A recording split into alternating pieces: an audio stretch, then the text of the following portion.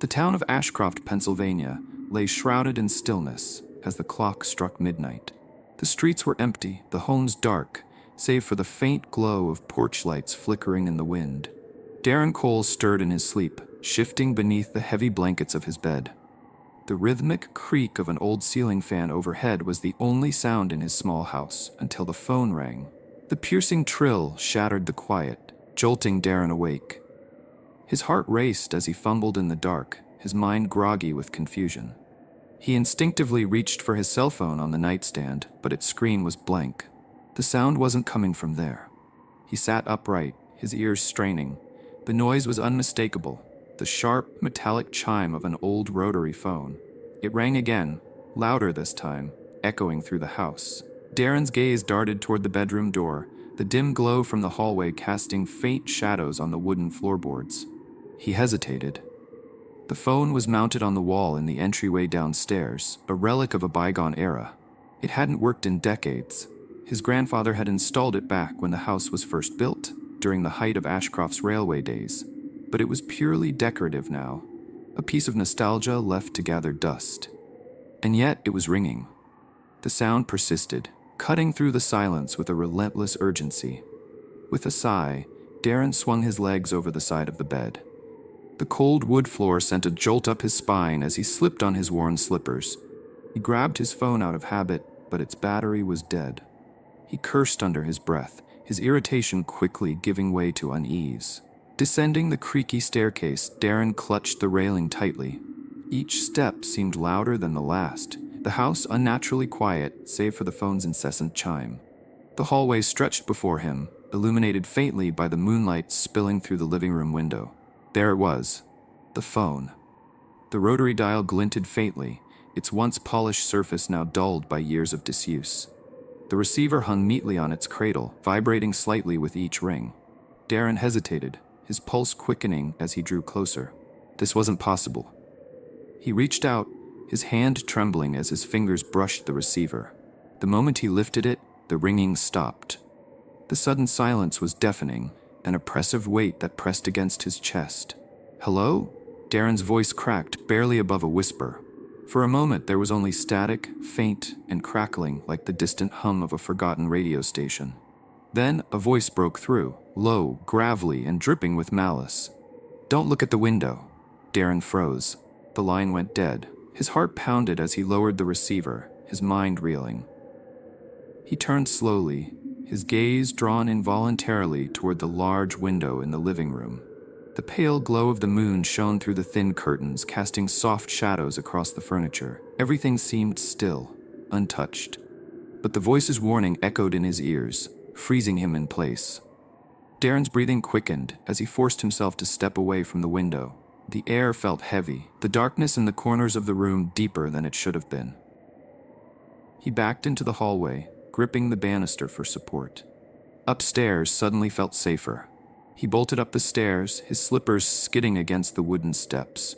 Once inside his bedroom, he locked the door, his hands shaking as he twisted the latch. He threw himself onto the bed, yanking the blankets over his head like a child seeking refuge from the monsters in the dark. His mind raced, replaying the voice over and over. It hadn't sounded human. There was a weight to it, an unnatural quality that made his skin crawl. And the phone, it shouldn't have worked. Sleep came in fits, his dreams fragmented and uneasy. He saw flashes of the phone, its receiver lifting on its own, the dial spinning wildly. He heard the sound of train whistles, distant but growing louder, accompanied by the metallic screech of brakes on rusted tracks. And always there was the voice. "Don't look at the window." Darren woke with a start as sunlight filtered through the blinds. The comforting sounds of morning, birds chirping, the faint rustle of leaves in the wind, felt like a lifeline after the oppressive silence of the night. He sat up, his body heavy with exhaustion, and glanced at his dead phone on the nightstand. The events of the night lingered, but in the light of day, they seemed almost absurd. A dream, he told himself. It had to be. He went downstairs, his steps tentative. The rotary phone sat quietly on the wall, its polished dial catching the morning light. It looked completely normal, as if the night's events had never happened. Darren stared at it for a long moment before shaking his head. He needed coffee. The kitchen was small but cozy, filled with the smell of old wood and the faint scent of coffee grounds left in the machine. As he brewed a fresh pot, his gaze drifted to the window above the sink, which offered a view of the overgrown path leading to the old railway station. The Crossroads. The sight sent a shiver down his spine. The station had been abandoned for years, a derelict reminder of Ashcroft's glory days. Darren's grandfather had worked there as a signalman, and he'd grown up hearing stories of the trains that once roared through the junction. And the whispers about the haunting, he'd never believed them. Not really. But now, as the memory of the phone call resurfaced, a part of him wondered. After breakfast, Darren tried to distract himself with chores.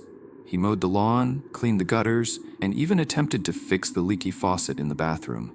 But his thoughts kept drifting back to the phone, to the voice, and to the window. By afternoon, he couldn't take it anymore. He needed answers. Grabbing his car keys, Darren decided to visit the town's rail office. It was housed in a crumbling brick building near the edge of Ashcroft, staffed by a handful of people who maintained the remnants of the old rail lines. A receptionist greeted him with a bored smile. Darren explained his situation, leaving out the more supernatural details. "So, that line hasn't been operational in decades," she said, frowning. "The Crossroads station was shut down in the 70s, and all the old phone lines were disconnected. Are you sure you weren't hearing something else?" "I'm sure," Darren said, his unease deepening. "Is there any way it could have worked?" She shook her head. "Not a chance. Those phones don't even have power anymore." Her words left Darren cold. If the phone couldn't work, what had he heard? That night, as the shadows lengthened and the air grew still, Darren found himself standing at the edge of the overgrown path leading to the Crossroads. The station loomed in the distance, its silhouette stark against the twilight sky. Something called to him, something he couldn't explain. The memory of the voice lingered in his mind, a warning unheeded. "Don't look at the window." But this time, he couldn't look away. The path to the Crossroads stretched ahead of Darren like a gaping wound in the earth. The overgrown trail was lined with brambles and weeds, a jagged corridor carved through the dense forest. The fading sunlight barely pierced the canopy above, and shadows danced on the ground with every gust of wind. Darren clutched his flashlight tightly, though the beam was barely needed in the twilight. His breath fogged in the cooling air, and every step seemed to echo louder than it should have. It had been years since he'd set foot near the abandoned rail station, a relic of Ashcroft's past that no one dared visit anymore. The Crossroads had been the town's pride in its heyday, a bustling junction where 6 rail lines converged. Trains had roared through day and night, carrying coal, passengers, and freight to the far reaches of the state. But now it was little more than a ghost of history. Ahead, the station came into view. The building loomed out of the underbrush, its silhouette broken and misshapen. The roof sagged under the weight of years, and ivy had claimed much of the exterior, weaving through shattered windows and cracks in the brick. The station's once proud facade was now a monument to neglect. As Darren approached, the air grew heavier, like the atmosphere itself was holding its breath. The soft chirping of crickets faded, replaced by an eerie stillness that set his nerves on edge. He paused at the threshold, peering through the warped wooden door that hung crookedly on its hinges. The interior was dark, save for the faint orange glow of the setting sun spilling through the broken windows. Dust motes floated lazily in the air, and the faint scent of mildew and rust tickled his nose. Steeling himself, Darren stepped inside. The station's main room was a graveyard of forgotten machinery. Rusted levers jutted out from consoles covered in grime, and rows of dials and gauges were frozen in place, their glass faces cracked. A long wooden bench leaned precariously against the far wall, its surface marred by scratches and graffiti. The most striking feature, however, was the silence. It was complete and oppressive, wrapping around Darren like a heavy blanket. Not even the sound of his own footsteps seemed to break it. They were swallowed by the room before they could echo. In the corner, an old rotary phone sat on a small metal table. Its black surface was dulled with age, but the dial was clean, and the receiver hung neatly on its cradle. Darren's stomach twisted at the sight. It was identical to the one in his house. As he stared, a faint vibration caught his eye. The receiver trembled slightly, as though something unseen was trying to lift it. Darren's breath hitched. The phone didn't ring, but it seemed alive, its presence filling the room with an almost tangible energy. "Get a grip," he muttered under his breath, though his voice sounded thin and unconvincing. Turning away from the phone, Darren's attention was drawn to the desk in the center of the room. Papers were scattered across its surface, most of them yellowed and curling at the edges. Among the mess was a large leather-bound logbook, its cover cracked but intact. Curiosity overpowered his fear. Darren flipped open the book, the brittle pages crackling under his fingers. Each page was filled with precise handwriting, detailing train schedules and operations from decades past. As he scanned the entries, one in particular stood out. The handwriting was hurried, the letters jagged and uneven, as though written in a rush. Train 349, unscheduled stop, midnight, passengers unaccounted for. A chill crept down Darren's spine. The date next to the entry was from the 1930s, though the ink looked fresh, as if it had been written only moments ago. "What the hell?" he whispered. The room seemed to grow colder, the air thickening around him. Darren glanced nervously at the phone, half expecting it to ring, but the device remained silent, its presence heavy and unnerving. Then he heard it. A faint whistle, low and mournful, drifting through the stillness. Darren froze, his ears straining. The sound grew louder, more distinct, a train whistle. He turned toward the window, his pulse racing. Through the cracked glass, he saw the faint glow of a headlight piercing the fog that had begun to creep in from the woods. "No way," he murmured, his voice trembling. The whistle sounded again, accompanied by the rhythmic clatter of steel wheels on rails. Darren stepped closer to the window, his breath fogging the glass. The train emerged from the mist like a phantom.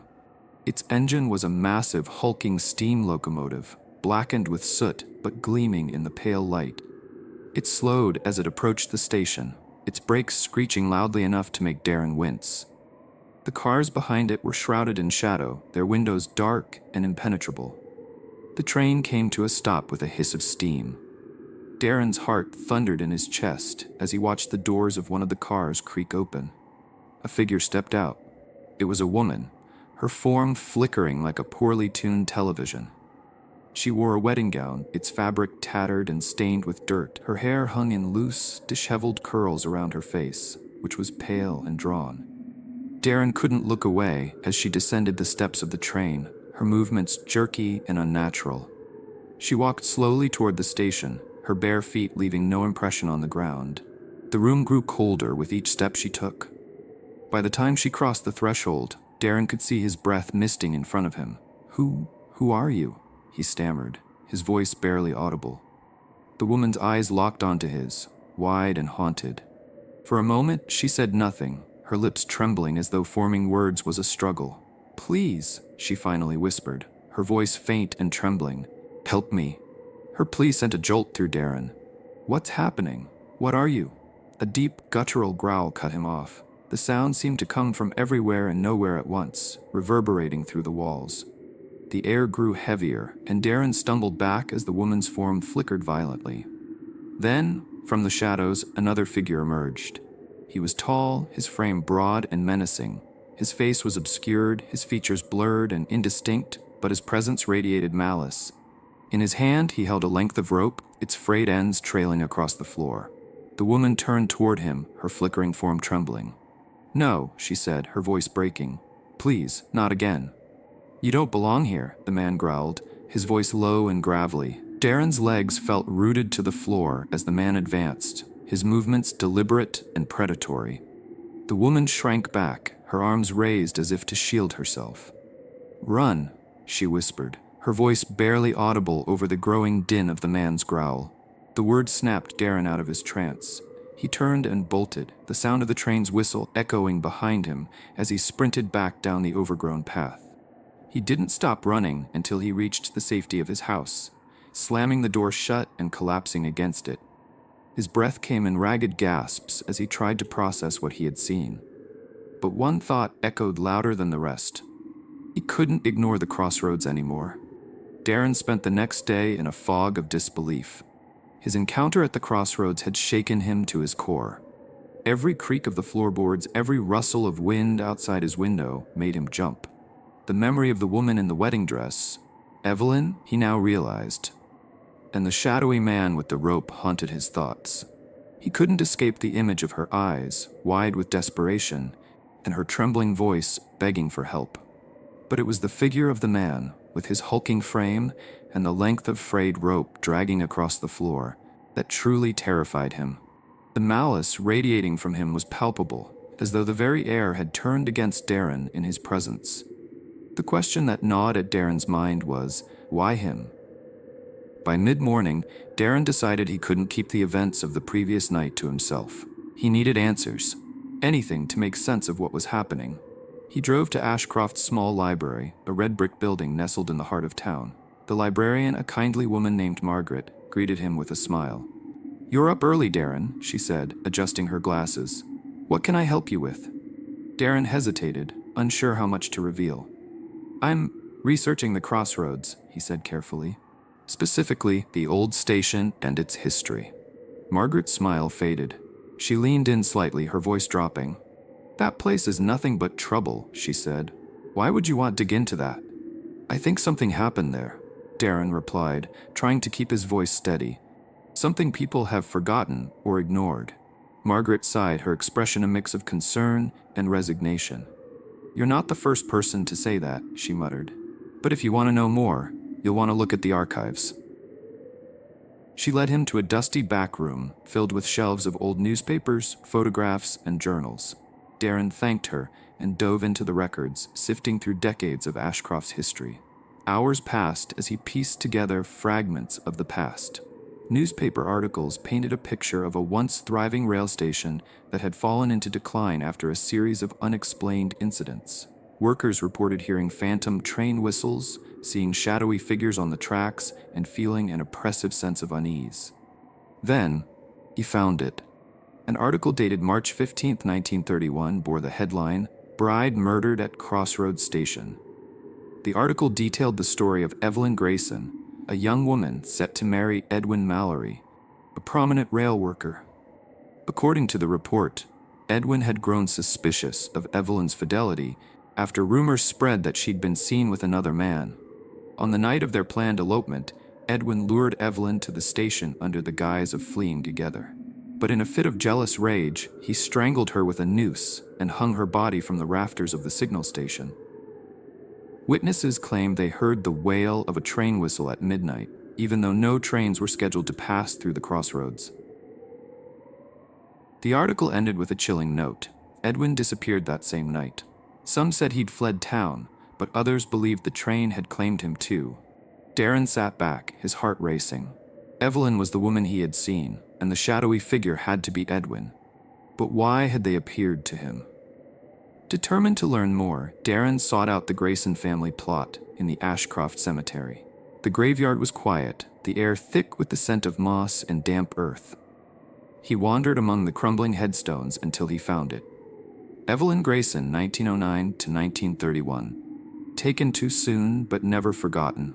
Darren knelt before the grave, his fingers brushing the cool stone. "I saw you," he whispered, his voice shaking. "What do you want from me?" The wind picked up suddenly, rustling the trees around him. For a moment, he thought he heard her voice, faint and distant, carried on the breeze. "Help me." A chill ran through him. He stood quickly, glancing around, but the cemetery was empty. That night, Darren returned to the crossroads, his nerves frayed, but his resolve strong.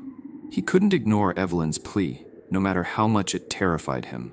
Armed with a flashlight and the logbook he'd taken from the station, he stepped once more into the decaying structure. The air inside was colder than before, and the oppressive silence pressed down on him. Darren set the logbook on the desk and opened it to the final entry.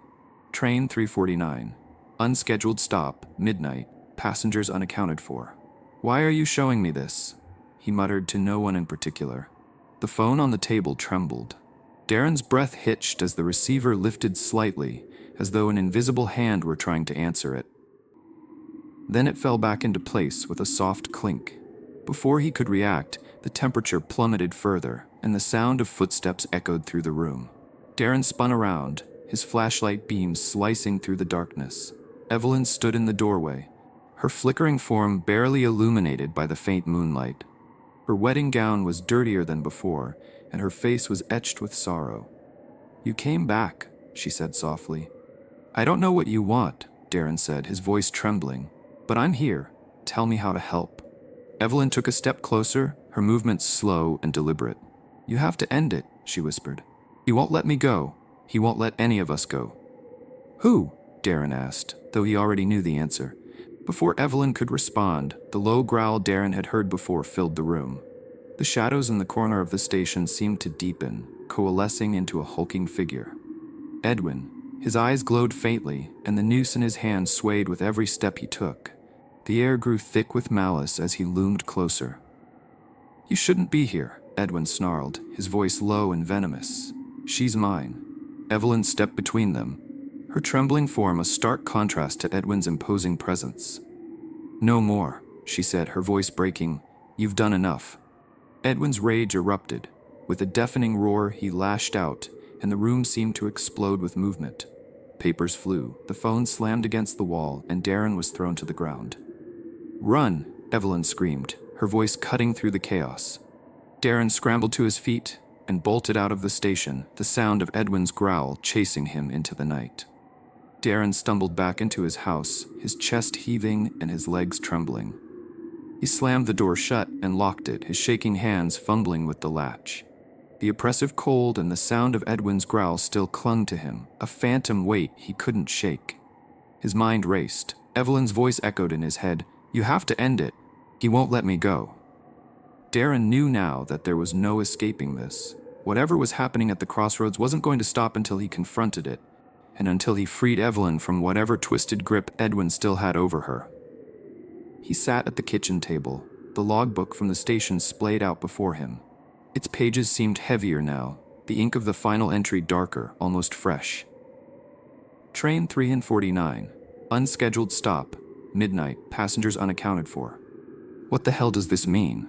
Darren muttered, rubbing his temples. The words felt like a riddle, taunting him with half-answers. He knew he needed help. Darren drove into town the next morning, his eyes darting nervously at every shadow along the way. The Ashcroft library had been a treasure trove of information before, but this time, he needed more than dusty archives. He needed someone who could help him understand what he was dealing with. As he parked outside the library, he spotted Margaret, the librarian, stacking books onto a cart near the window. She waved as he entered, her smile fading slightly when she saw the haunted look on his face. "Back again so soon?" she asked, her tone light but curious. "I need to know more," Darren said, his voice tight. "About the Crossroads, about Evelyn and Edwin, and about the train." Margaret hesitated, her eyes narrowing. "Darren," she began slowly, "are you sure you want to keep digging? That place has done nothing but bring pain to anyone who's gotten too close." "I don't have a choice," Darren said firmly. "I saw her, Evelyn. She's trapped there, and she's asking for my help." Margaret's face paled. She motioned for him to follow her, leading him to the far corner of the library where a collection of local histories was shelved. She pulled a thick, leather-bound volume from the shelf and placed it on the table between them. "This is the most detailed account we have of the Crossroads history," she said, flipping through the pages. "It's not just Evelyn's story. There's something much older tied to that place." Darren leaned forward as she stopped at a faded illustration of the Crossroads station. The accompanying text described the early days of Ashcroft's railway expansion, noting that the Crossroads had been built on land purchased from a nearby farming family. "But they didn't sell willingly," Margaret said, pointing to a footnote.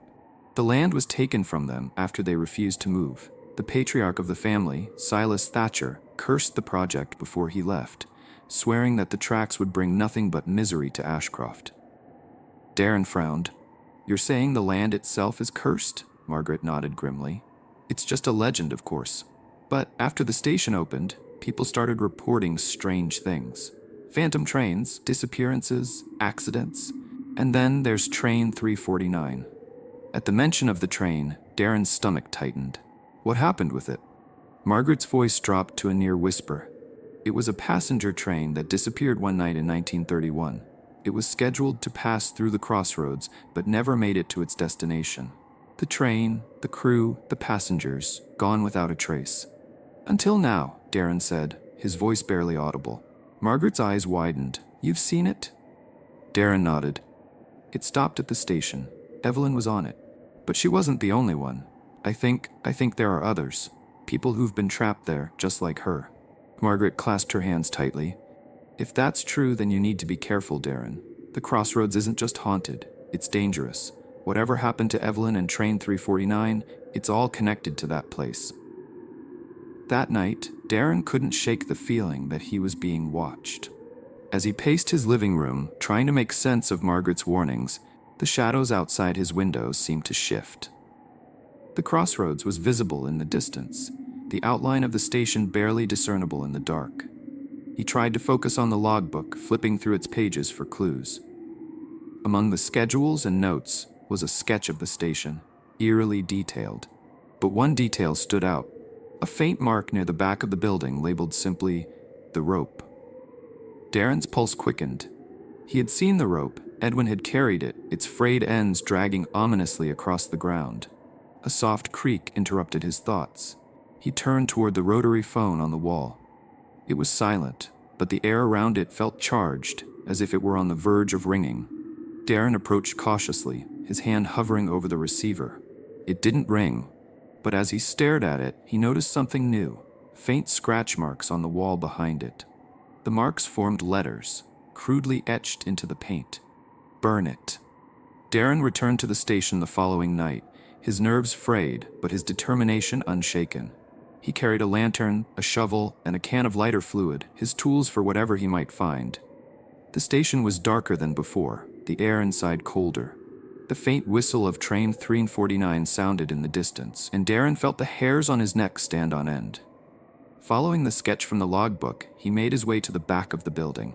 The ground was uneven, covered in weeds and broken bricks. But there, in the soft earth, he saw it. A small, weathered wooden marker. The rope lay buried here. Darren began digging, his breaths coming in short gasps as he worked. The ground was harder than he'd expected, and every scrape of the shovel against the dirt seemed to echo unnaturally loudly. Finally, the blade struck something. Darren knelt and brushed away the dirt, revealing a coiled length of rope. It was frayed and filthy, but it radiated an almost tangible sense of dread. As he lifted the rope from its grave, the air around him grew impossibly cold. The whistle of the train grew louder, and a shadow fell over him. Edwin's voice rumbled behind him, low and menacing. Put it back. Darren turned slowly, his lantern casting flickering light on Edwin's towering form. The rope in Darren's hands seemed to writhe, alive with Edwin's rage. Leave her alone, Darren shouted, his voice breaking. Edwin stepped closer, his shadow stretching across the ground like a predator stalking its prey. She's mine, he growled. But before Edwin could reach him, a figure stepped between them, Evelyn. Her form flickered like a flame caught in the wind, but her voice was steady. Burn it, she said. You have to burn it. The rope felt wrong in Darren's hands, its coarse fibers pulsing faintly as if alive. The freezing air bit at his skin, but the oppressive weight of Edwin's presence was far worse. The shadowy figure loomed closer, his hollow eyes glowing faintly in the dark. Each step he took felt like thunder reverberating through the decaying station. You don't understand, Edwin growled, his voice low and venomous.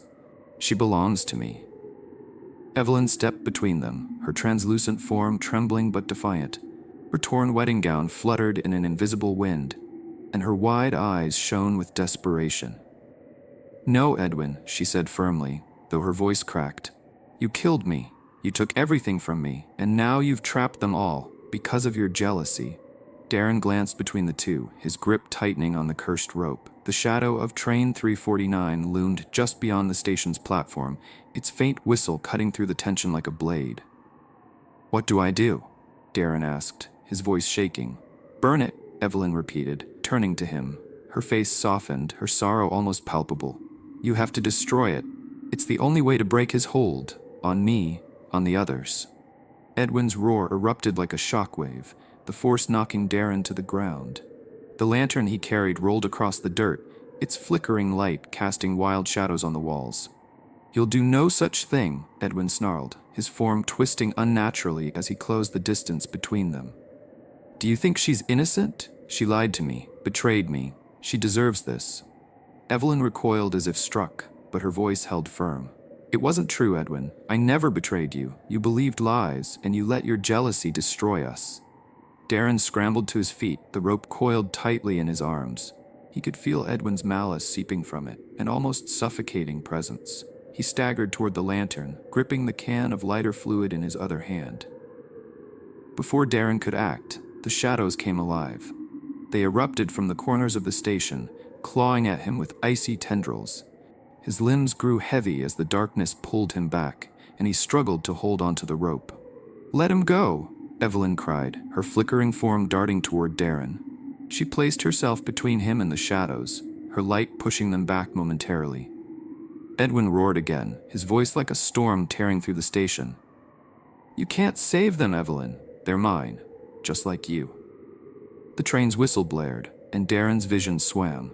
He saw flickering images, dozens of ghostly figures pressed against the train's dark windows, their hollow eyes staring out in silent agony. He realized with a jolt that these were the passengers of Train 349, their spirits trapped in an endless cycle of torment. "I have to end this," Darren muttered, steeling himself. Evelyn turned to him, her face a mixture of hope and fear. "Do it now." Darren uncapped the lighter fluid, dousing the rope with shaking hands. Edwin lunged toward him, his shadowy form stretching unnaturally as he reached for Darren's throat. Evelyn threw herself at Edwin, her light clashing with his darkness in a violent burst. "Run, Darren!" she screamed. Darren snatched the lantern, its flame barely holding, and thrust it against the soaked rope. The fire roared to life instantly, the flames devouring the rope in seconds. A high-pitched scream filled the station, not just from Edwin but from the rope itself, as if it were alive. The oppressive weight in the air lifted slightly, and the shadows around Darren recoiled, writhing as if in pain. "No!" Edwin bellowed, his voice echoing with rage and despair. "You can't take her from me." The flames climbed higher, consuming the rope entirely. Edwin's form began to dissolve, his once imposing figure flickering like a dying light. He clawed at the air, his hollow eyes locking onto Darren one last time. "This isn't over," Edwin hissed, his voice a fading whisper. "You'll see." With a final roar, Edwin disintegrated, his shadowy form collapsing into ash that was swept away by an unseen wind. As the last ember of the rope burned out, the train let out a long, mournful whistle. Its doors creaked open, and the ghostly passengers began to emerge. One by one, their forms grew brighter, their faces softening as the weight of their torment lifted. Darren watched, awestruck, as the spirits of Train 349 began to ascend, their figures fading into the night sky like stars returning to the heavens. Evelyn stepped forward, her light shining brighter than ever. "You did it," she said softly, her voice filled with gratitude. Darren shook his head. "I didn't do this alone. I couldn't have." Evelyn smiled, the sorrow in her eyes replaced with peace. "You gave us freedom, Darren, and you gave me the chance to finally let go." As the train began to dissolve into the mist, Evelyn turned to follow. She paused at the doorway, glancing back at Darren one last time. "Thank you," she said, her voice barely above a whisper. "Live well, and don't look back." With that, she stepped onto the train, her figure disappearing as the locomotive faded into the fog. The Crossroads was silent again, the oppressive weight that had hung over it for decades finally lifted. Darren stood in the ruins of the station, the cold night air biting at his skin. The rope was gone, reduced to nothing but ash, and the shadows had vanished. For the first time in what felt like years, the station felt still. Peaceful.